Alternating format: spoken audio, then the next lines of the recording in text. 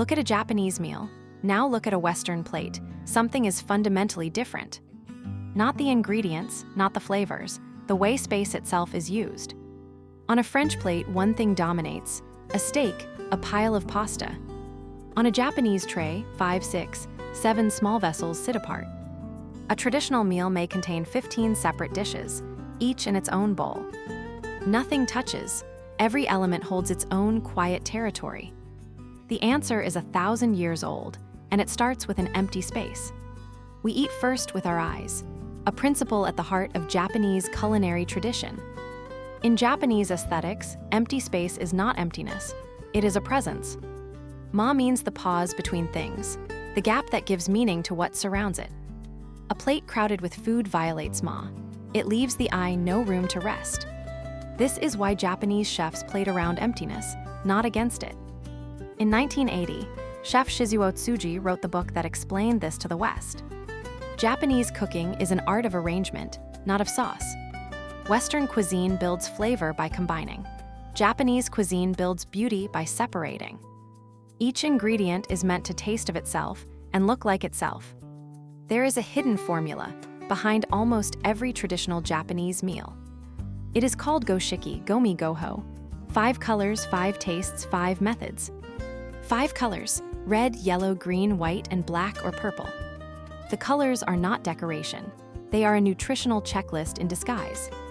Green means vegetables, red means protein or pickles, black means seaweed and minerals. Balance the 5 colors, and you tend to balance your nutrition. 5 tastes: sweet, sour, salty, bitter, and umami. Umami was named here, in Tokyo, by a chemist chasing a mystery. In 1908, Kikunae Ikeda tasted a bowl of kombu dashi and asked why. Why did dashi feel savory when it held no meat at all? He isolated glutamate from kombu kelp. He called the taste umami, pleasant savoriness. This 5th taste shaped how the entire cuisine looks and cooks. Because umami is subtle, food need not be drowned in sauce. Flavor from within, not flavor poured on top. 5 cooking methods per meal: raw, grilled, simmered, steamed, fried. Variety without repetition. No 2 dishes on the tray are cooked the same way. This is why the plate looks so varied. It is engineered to be. In the West, one plate holds everything. In Japan, each food has its home.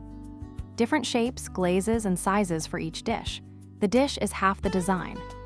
A square plate for sashimi, a round bowl for rice. Nothing is accidental.